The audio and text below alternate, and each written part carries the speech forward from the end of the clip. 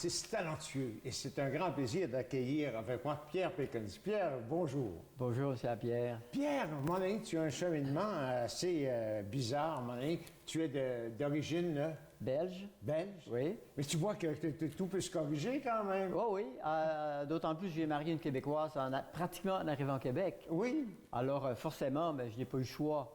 On m'a dit, t'as encore un accent, un petit accent, mais on ne sait plus trop d'où il vient. C'est ça, oui. Alors voilà. Ça pourrait être un accent du bas du fleuve, puis ça oui. serait pareil. Ça pourrait se trouver Nouveau-Brunswick, n'importe où, là, oui. Et tu arrivé ici en quelle année? En 56. 56. Oui. Maintenant, maintenant tu étais là, tu étais un type attaché aux arts et à la culture. Maintenant, à ce moment-là, en Belgique, est-ce que tu étais attaché aux arts et à la culture aussi? Oui. Quand j'étais jeune, j'ai fait des études en art, à l'École des beaux-arts, et conjointement à l'École des arts graphiques en même temps.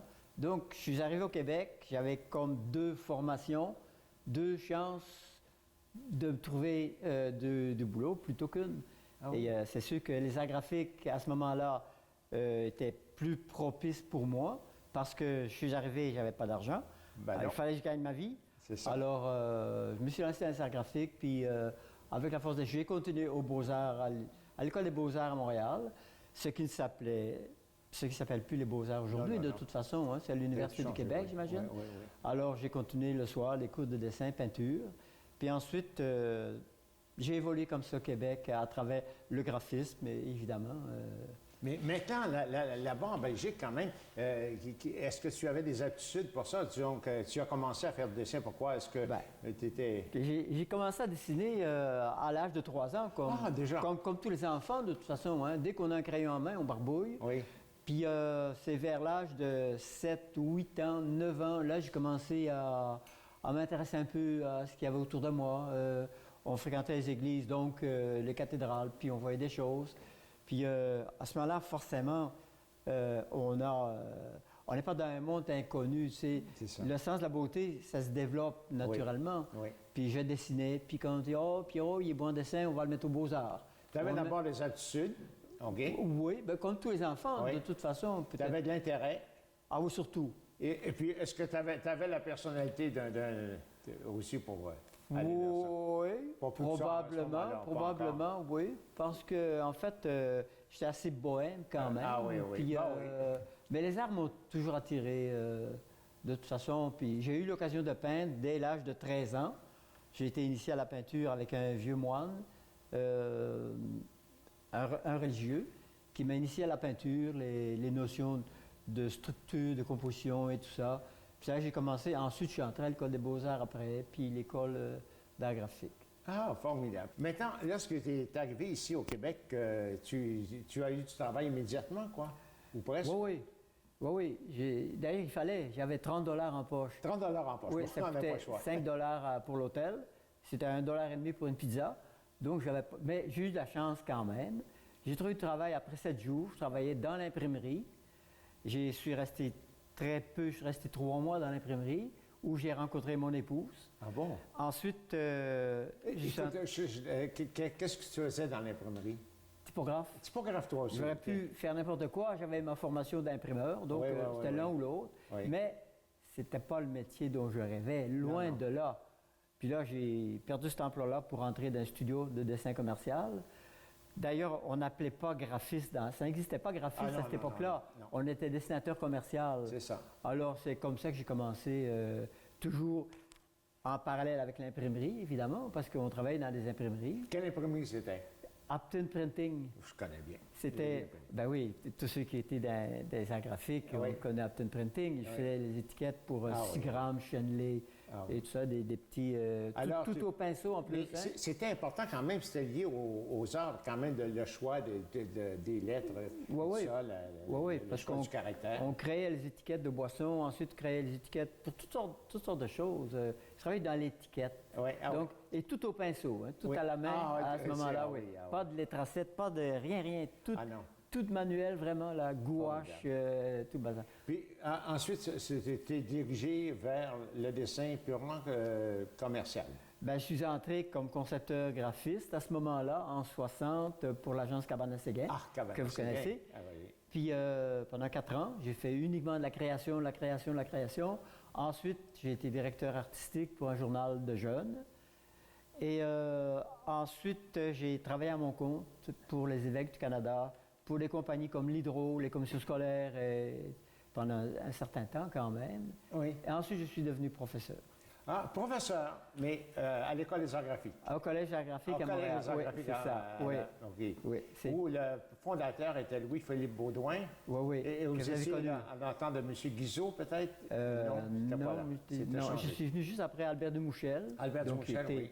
qui a laissé son nom Ben bien, oui. au collège. Ah oui, oui. ouais. Albert C'est Dumouchel, Arthur Gladius, c'était des Oui. maîtres, on m'a donné de bons... Mais graveurs, hein? Oui, je ah pense. oui, oui. C'est ça. C'était excellent. C'était une bonne école quand même. Et Oui. en plus de vous aider, pour vous initier au milieu quand même, c'était des gens qui étaient très près du milieu. Ah oui, oui. Pour moi, c'était une très belle... J'ai pas dit que j'ai pas eu dur dans l'enseignement, parce que vous êtes graphiste, vous êtes d'une table à dessin comme concepteur, et du jour au lendemain, pouf, vous êtes devant des élèves. Ça, c'était une période quand même d'adaptation, parce que c'est pour ça que je suis retourné aux études après, moi, pour essayer de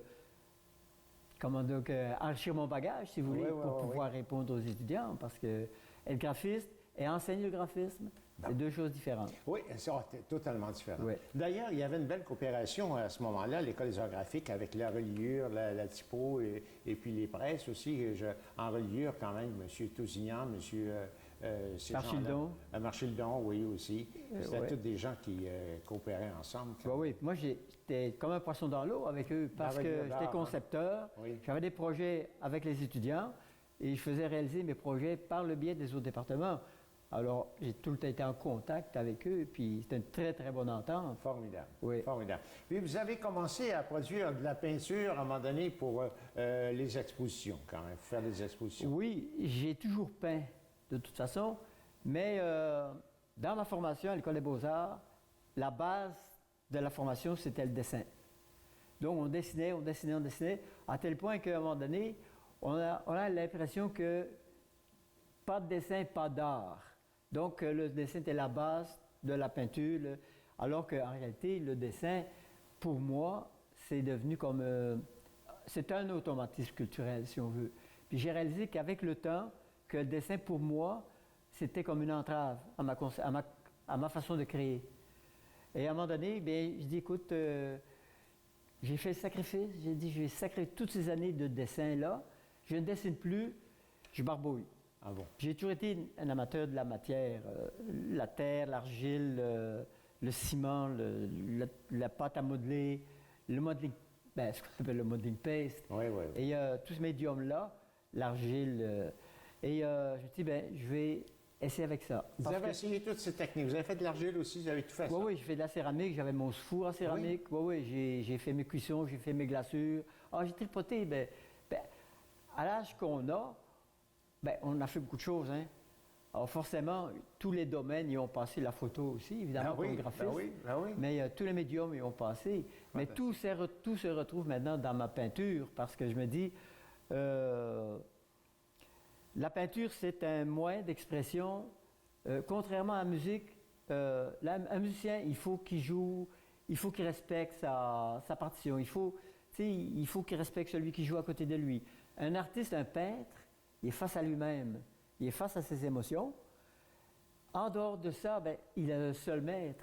Puis dans la peinture, moi, en abandonnant le dessin, je me suis retrouvé face à un autre monde, un monde intérieur. Puis moi, j'appelle ça mes paysages intérieurs, si vous voulez. Je peins plus ce que je vois, comme il y avait deux types d'artistes, hein. Il y a ceux qui peignent l'extérieur, moi je dis ceux qui peignent l'intérieur. Donc les figuratifs et les non-figuratifs. Au début, est-ce que c'était de l'abstrait aussi, ou bien si vous avez peint? Non, je peignais traditionnel, j'ai fait du paysage, du paysage. Vous avez tout fait ça, les paysages? Oui, j'ai tout essayé, sans jamais être content, jamais satisfait vraiment là. Je dis, il y a quelque chose qui me barre là-dedans, et c'est cet automatisme culturel-là qui fait qu'à un moment donné, on n'a pas cette liberté-là intérieure avec laquelle on peut s'exprimer, de toute façon. Est-ce que c'était d'hyper-réalisme que vous faisiez, ou bien quand même J'étais toujours influencé quand même par le graphisme, par le design, puis les formes un peu stylisées et tout ça, mais je ne me suis jamais perçu comme un illustrateur vraiment. OK? C'est la raison pour laquelle moi j'ai dessiné pratiquement toute ma vie, sans jamais trouver une façon vraiment personnelle de dessiner. Alors que mes frères, qui sont peintres et dessinateurs, Ils n'ont jamais mis les pieds dans une école d'art. Ils dessinent beaucoup mieux que moi. Oui? Alors, moi, j'ai comme mis... dessinateur. Oui. Moi, c'est pour ça que j'ai laissé le dessin, puis j'ai laissé libre cours à ma créativité. J'ai utilisé les matériaux Oui. qui sont devenus un peu mes complices, si vous voulez. C'est en mélangeant différents types de matériaux que j'arrive à concevoir qu'est-ce que je conçois Ah, aujourd'hui. c'est magnifique. D'ailleurs, vos expositions sont très fréquentées. Puis, vous avez fait le calendrier des peintres de Laval, vous avez fait 2 fois des expositions solo à Saint-André-Mathieu, vous exposez un peu partout. Vous êtes international, connu internationalement. Oui, j'ai quelques peintures en France aussi. En France Allemagne, aussi, oui. on se prive de rien quand même. Le problème, c'est de les envoyer là-bas. Oui, c'est le problème. Ça, c'est le problème, oui. Ah, c'est formidable. Vous faites aussi de la musique quand même. Est-ce que J'ai la musique toujours vous été inspire vos facile. peintures? Oui, quand même. Mais je ne ferai pas de la peinture en écoutant de la musique nécessairement. D'ailleurs, quand je travaille chez moi, je travaille dehors parce que j'utilise des matériaux volatiles. Si un voisin démarre sa tondeuse, c'est fini là. Ah oui, c'est vrai. Je suis bloqué. Je n'ai plus moyen. C'est là. pas le genre de musique qui vous plaît. Non, ça me prend vraiment comme un silence pour pouvoir rentrer à l'intérieur, tu sais, abandonner ce qu'il y a là, pour revenir en dedans, pour vraiment... D'ailleurs, comme graphiste, j'ai une facilité de concevoir des images, c'est normal. J'essaie de faire la même chose en peinture, mais en peinture, ça ne marche pas. Je commence, je préconçois un projet, je commence, puis au fur et à mesure que j'avance, non, je perds le contrôle. Il y a quelqu'un d'autre qui prend le relais à ma place. Mes émotions parlent seules. Qui est-ce qui me commande, je ne le sais pas. Puis je barbouille, puis jusqu'au moment donné où, hop, là, j'ai fini. C'est ça. Maintenant, actuellement, est-ce que vous avez vous êtes en exposition à quelques endroits, quand même? Est-ce que vos toiles sont exposées Non, actuellement? je devais exposer, non, probablement l'année prochaine, chez les moines de Saint-Jean-de-Mata, Oui. au presbytère, là, où j'ai été exposé il y a 2 ans d'ailleurs. C'était vraiment un endroit magnifique. Mais cette année, c'est tranquille. Tranquille. Ben, j'ai exposé à la salle André-Mathieu presque 4 mois, de toute façon. Ah oui, c'était bon. J'ai ma galerie chez moi. Oui. Petite galerie là, que... Oui. Ah, c'est formidable. Chez vous, un bel atelier quand même. Mais les gens qui veulent se procurer des peintures peuvent communiquer avec vous? Oui. J'ai mon site d'ailleurs sur Internet. Oui. Puis, sur Facebook. En allant sur Facebook, j'ai la référence de mon site. Puis dans mon site, il y a tout, là. Mon curriculum, ma démarche. Il y a tout le bazar, l'adresse de ma galerie. Tout le monde est le bienvenu. Un café, une galette, une bonne galette belge. Là, Pierre Pékin, vous êtes un artiste que j'admire, que j'estime, je trouve. Vous faites de belles choses, c'est formidable. Alors, vous méritez quand même d'être en exposition, puis je pense que les gens vont apprécier vos peintures s'ils vont consulter votre site Internet. Bien, vous êtes bien gentil, puis ça fait toujours plaisir de rencontrer quelqu'un avec qui on rentre en communication par là, parce que la communication, communiquer par les paroles, c'est bien, mais communiquer par le cœur, c'est encore mieux, parce que c'est un langage quand même international. Hein? C'est ça. Merci beaucoup, Pierre, puis j'espère qu'on va avoir le plaisir de se retrouver éventuellement. Ah, bien, c'est moi qui vous remercie, c'est la Pierre. Ça fait Merci plaisir. beaucoup.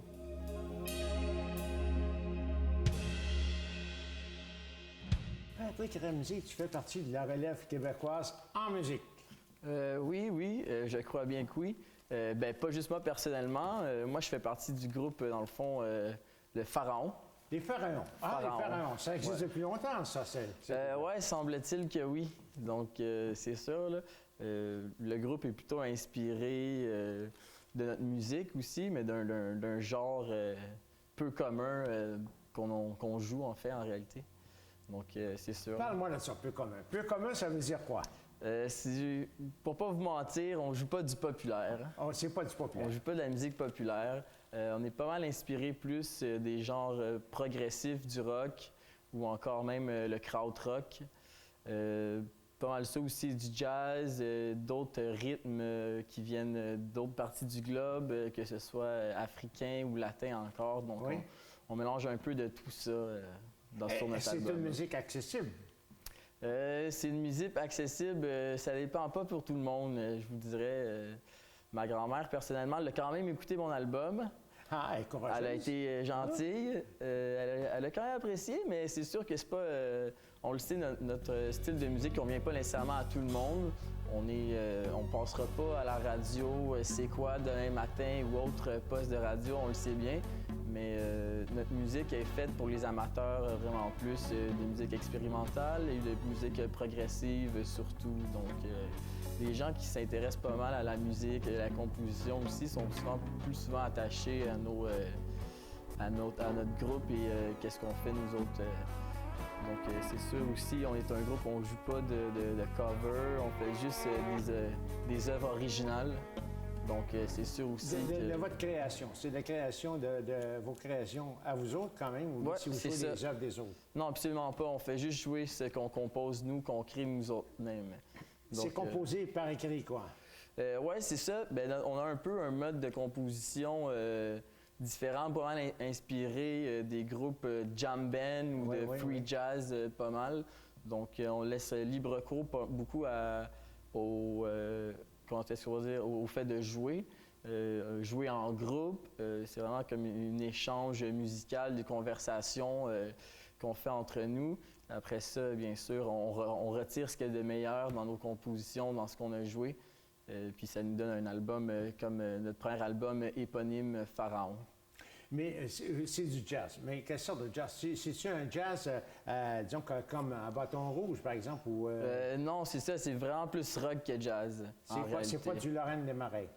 Non plus. On aurait bien voulu, mais c'est pas du Miles Davis non plus. Non. Ou même Ray Charles. C'est vraiment plus un rock, si on veut, qui tire plus proche des origines du progressif et du krautrock, disons. Tu sais qu'en 1951, c'était quasiment péché que d'écouter du rock pour les jeunes, hein? Je sais bien, oui. Tu ne savais pas ça quand même? Non, aujourd'hui, les gens ont la chance de pouvoir sortir de chez eux le soir, venir nous voir jouer dans les bars ou sinon même dans les festivals. Ah, parce que vous jouez dans les bars? Oui, pas mal. C'est pas mal là que se passe la scène montréalaise principalement, là, dans les bars, quelques petits festivals underground, c'est sûr. Oui. Donc, principalement là. Puis en même temps, c'est le fun, c'est accessible, ça nous permet de jouer devant des gens, des amis, la famille aussi qui peuvent venir nous voir. Et en même temps, c'est des endroits vraiment de réseautage où est-ce qu'on rencontre d'autres groupes aussi qui jouent le même style que nous. Donc, c'est pas mal le fun. Et votre groupe, regroupe combien de personnes? On est 4 dans le groupe. 4 personnes?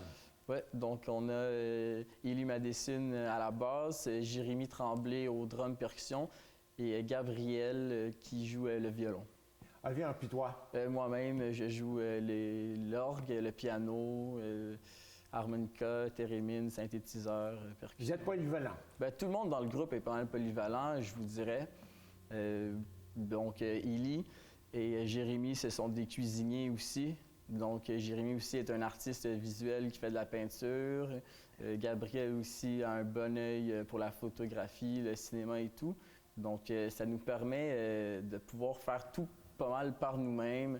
On enregistre nous-mêmes notre album, on compose tout nous-mêmes. Jérémy a fait le mixing, le mixage des chansons. Même la pochette de notre album a été faite par le groupe lui-même. Donc, on est un groupe pas mal autodidacte aussi. Oui. On apprend beaucoup par nous autres. Et puis, ça donne des beaux résultats, je pense. Puis les gens semblent apprécier de plus en plus. Donc, Votre clientèle, est-ce que ce sont surtout des jeunes ou bien des personnes d'âge mûr, quoi?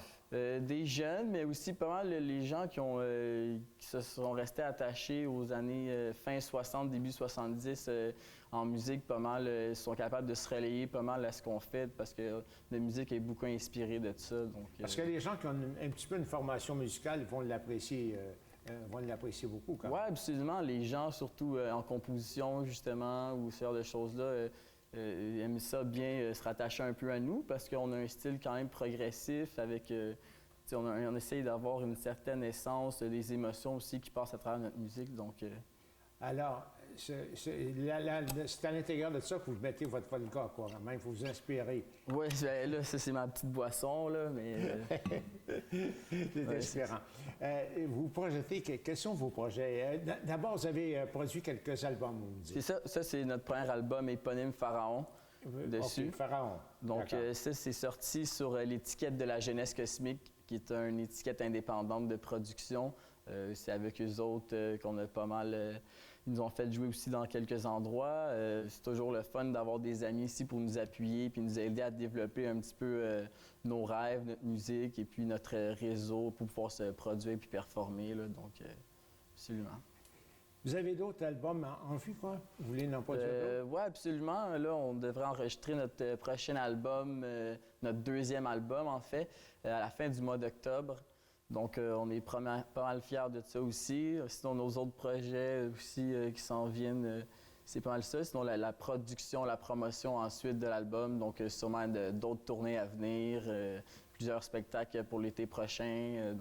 Ah, déjà des contrats pour l'année prochaine? Bien, il faut commencer. Il faut commencer. Cet été aussi, on a fait une petite tournée. On a tourné pas mal à Montréal, à Laval une seule fois malheureusement. Là, on sait qu'on est des artistes très attachés à notre ville natale de Laval. On a eu la chance de jouer au Festival Diapason. Ah, Diapason. Parlez-moi de ça, Diapason. C'est un beau festival pour la musique émergente, indépendante à Laval. Ils ont fait un beau programme pour aider les artistes lavallois à se produire. Donc, on a bien apprécié. La Centrale des artistes, c'est une belle gang. Puis ils nous ont donné la chance de nous produire à Laval, ce qui est plutôt rare, dans le fond. Oui. Donc, nous, c'est sûr qu'on aimerait ça, regrouper les artistes lavallois puis réussir à se produire plus souvent sur la scène locale à Laval. Mais, qu'est-ce que vous attendez de Laval? Comment on pourrait vous aider davantage pour vous produire? Bien, c'est sûr, je sais qu'il y a déjà des personnes qui travaillent fort dans le réseau communautaire pour essayer de créer des endroits où est-ce que les artistes professionnels peuvent se produire. Donc, c'est sûr que nous, on aimerait ça de ce côté-là, avoir des lieux de la culture pour tous les autres artistes aussi qui ont la chance de passer à l'émission ici. Oui, des lieux pour pouvoir se produire puis aussi créer, en réalité, là, ce serait génial. Mais je pense que la ville travaille déjà très fort de ce côté-là aussi, donc... Toi, tu as un cheminement particulier quand même. Tu joues plusieurs instruments. Ça fait longtemps que tu joues de la musique? Non. Ce serait faux de dire. Là. J'ai commencé à jouer du piano, ça fait peut-être 4 ans et demi, 5 ans. 5 ans. En réalité. J'ai commencé à jouer de l'harmonica. Puis là, je jouais avec mon ami Ely, qui est le bassiste de notre groupe. Là. À ce moment-là, on jouait de l'harmonica, de la guitare ensemble. Puis un jour, il m'est arrivé, il m'a dit « Tiens, là un piano, maintenant tu vas jouer du piano. » Donc, c'est comme ça que j'ai appris à jouer le piano. Puis après ça, à force de me tenir avec d'autres amis musiciens, j'ai développé des capacités à jouer d'autres instruments. Là, donc. Tes amis aussi, est-ce qu'ils sont polyvalents également, quoi? Oui, c'est ça, absolument. Ils jouent plusieurs autres instruments aussi, guitare, les percussions, les synthétiseurs, la basse. On est capable de jouer pas mal de différents instruments. Mais c'est sûr que quand on enregistre, ça a un avantage, vraiment un bon avantage. Comme ça, souvent quand on compose, on peut être plusieurs personnes autour d'un seul instrument, puis de pouvoir diriger un petit peu toute l'équipe ensemble, là, ça l'aide beaucoup à la composition. On a différentes visions des mêmes instruments, donc... Maintenant, pour aller chercher des contrats, vous n'êtes pas lié à aucun producteur, ni promoteur, rien de ça actuellement? Non, c'est ça. Comme je l'ai dit plus tôt, on est vraiment un groupe autogéré. On fait ça un peu tout par nous-mêmes. Chaque personne a son rôle à différentes étapes. D'autres personnes, c'est plus qui ont des rôles plus importants lors de l'enregistrement. D'autres, c'est la post-production.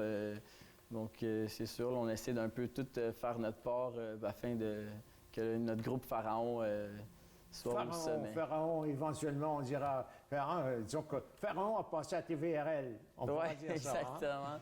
Non, mais Monsieur Lapierre nous aura donné notre chance de s'exprimer, donc c'est très apprécié. C'est très intéressant de voir des jeunes comme vous qui émergent, puis comme vous autres qui émergent, qui sont dynamiques. Alors, c'est plaisant de voir ça. Quelle ambition que vous avez prochainement? Des projets ou des ambitions? Bien, c'est sûr que nous, on fait de la musique parce qu'on aime ça. On est tous pas mal des artistes. Si on ne serait pas ensemble, on serait tous en train de faire de la musique quand même de toute façon. C'est quelque chose qu'on ne peut pas s'empêcher de faire en réalité.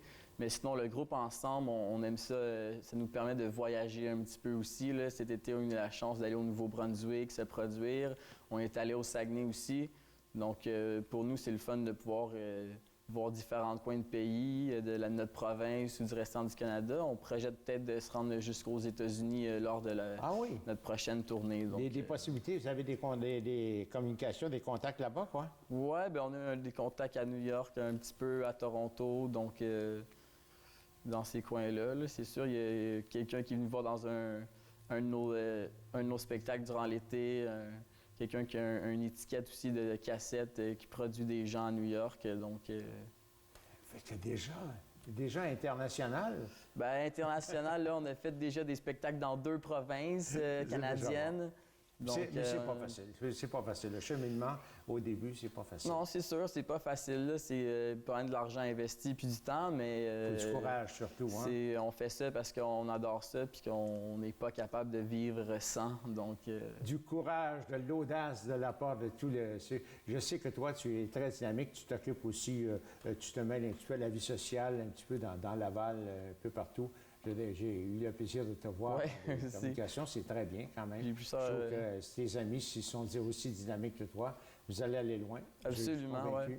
Non, on a vraiment une bonne équipe. Je pense qu'ensemble, on a vraiment tout ce que ça prend pour bien développer. Puis comme je disais, on a chacun nos spécialités, donc ça vient vraiment aider le groupe. C'est sûr que moi, personnellement, j'aime beaucoup tout ce qui est relié à la culture, l'art en général. Puis j'ai la chance de travailler avec des artistes exceptionnels, incroyables. Donc on forme une belle équipe, là, c'est sûr. Chers auditeurs, Patrick Ramsey, retenez ce nom-là. Vous le verrez un peu plus tard. C'est un gars dynamique, puis fait partie d'un groupe fantastique, les Pharaons. Pharaons, Merci beaucoup, absolument. Patrick, d'avoir Merci, été. C'est un grand plaisir.